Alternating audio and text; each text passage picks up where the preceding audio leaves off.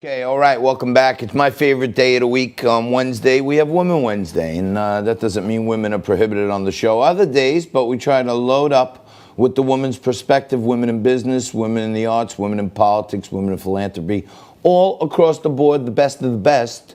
And Zen Sams joins us right now. She's one of the best we got. She's with us every Wednesday. She's a model, actress, philanthropist, and super mom.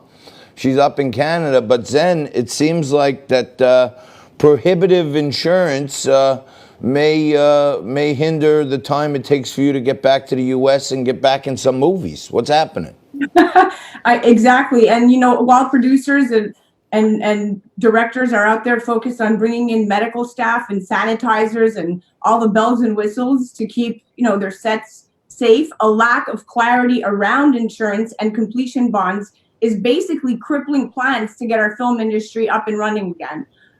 Lloyd's of London, the world's largest insurance exchange, will pay out up to $4.3 billion to keep its global customers as a result of this outbreak.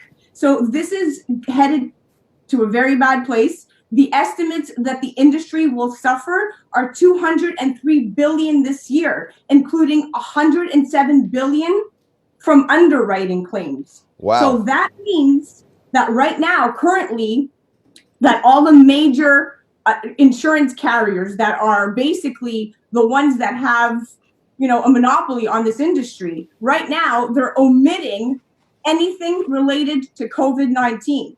And with as many as 1,000 independent film and TV productions that have filed claims worth up to $400 million, this is going to hurt the economy a great deal. So insurance companies right now, they're already absorbing thousands of claims from film, and specifically from film and TV productions that shut down overnight in March when the epidemic started. And they're unsure when the bleeding will stop and just how deep their losses are going to run. So what did they do? They hit pause on policies covering COVID-19.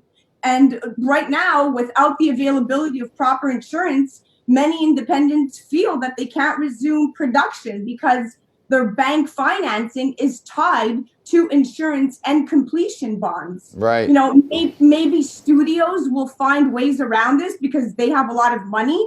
But if the the indie companies are forced to cover these potential shutdowns themselves, the results could be catastrophic, right? If, say, an actor gets sick and is COVID positive, and an entire production shuts down 14 days or longer, with many of the department heads that are basically contracted to continue, because they're part of the union, to continue, showing up for work on a daily basis, that production company takes a huge hit. So currently, right now, you have Chubb, you have Alliance, and you have One Beacon, and they're among basically the biggest entertainment insurers, and they run the industry. And basically, when Alliance was the first industry player in March to omit COVID-19, they all followed. Chubb started a bit later, saying basically that's it. We're not covering, we're excluding that from the policy. So to put things into perspective, and this, for the average person who's not understanding how this works internally, but to put things into perspective, if a production company was, for instance, being charged 1.5% of their budget for insurance, now it's likely going to double, and they don't want to cover COVID-19. So the government is going to have to come in and backstop this, because there are millions of dollars at stake in production hubs all over the country. Right. And what about all these states that give tax credits out to production companies to do Correct. Filming in the state, and then that has this huge collateral trickle-down effect where there's craft services people who are buying food from local grocers, and you got construction people locally that are building sets, and truckers that are setting up sets. So if the insurance doesn't get straight, it could have a trickle-down effect to a lot of states actually losing revenue. Yes, absolutely. Look, this is not just about red states and blue states. Right now, there's a bill that's currently trying that they're trying to pass. So this could specifically save the economy.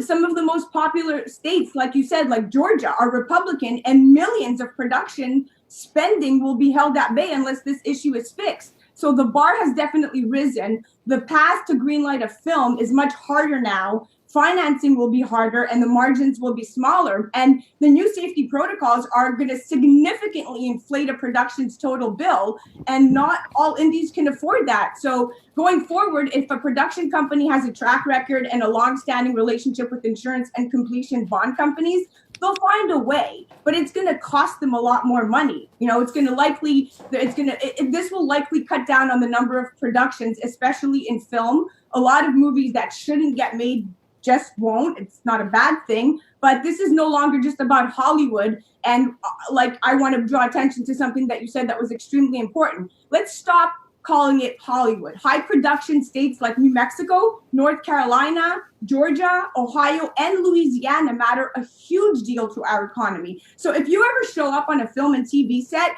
90% of the workers are blue collar workers, and most are in the union. And they're of all political stripes, right? And there is a lot of jobs at stake.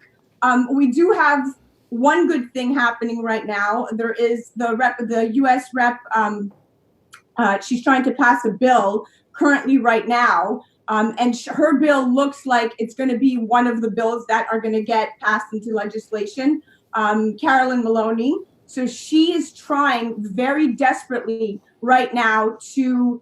She's trying to get Congress to, by the end of the year, and she's trying to get Donald Trump to approve this, to pass a bill that is going to address the problem through a government backstop for pandemic coverage. And it's going to look much like TRIA, which TRIA did in 2002, the Terrorism Risk Insurance Act. So after 9/11 terror attacks, John, it made shooting overseas very, very perilous. And Zen, I hate to interrupt, but we only have a 2-hour show. So let me get you to pause. Well, this is important because I understand, and I commend you. We so much has been paid to the role that film and television have in our economy, but you're the first person that I've heard specifically talk about the difference between independent films and big studio productions, and I'm glad you're highlighting that.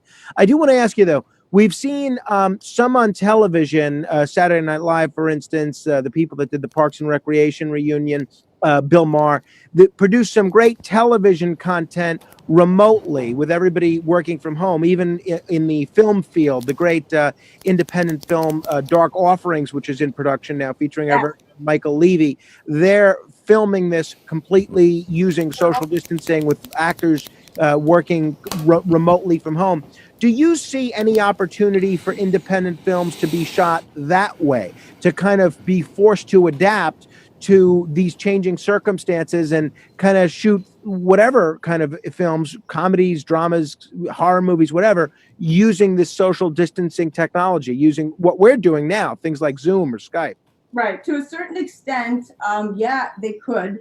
But there will be limitations. And, when you have big studios behind these remote concepts, it makes production much easier because, again, you have big budgets. But the smaller independent companies may not have that kind of budget. They may not be able to, in post-production, get to where they need to be with special effects and piecing things together. So it's not necessarily the way to go. It's not optimal, but I do think it's going to be the way of life for the next, I want to say 24 months until things, get regulated, until people understand, how life on set will look like. These remote concepts are going to have to be integrated more and more on a daily basis, on a weekly basis, for television series, for, they're doing it for table reads now, like you said. So day to day is going to look very different for actors, and actors going to work, reporting to a Zoom table read is much different than physically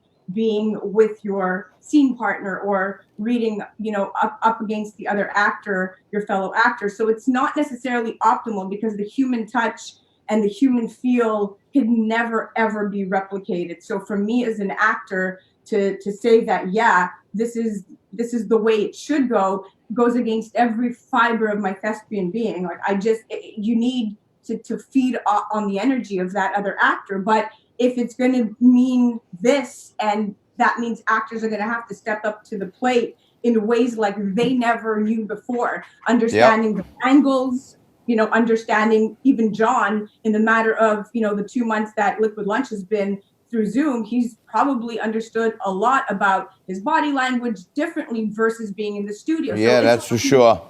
All right, Zen, I'm sorry, but we're right up against it. We got our commercials automatic now, so we can't carry over. You're the bomb. I love the headband, and Yeah, it's not bad. thank you for joining us, continuing to join us every week. You're the best. Zen Sams, model, actress, up in Canada. Hopefully she'll be back soon. We will be back soon, right after this.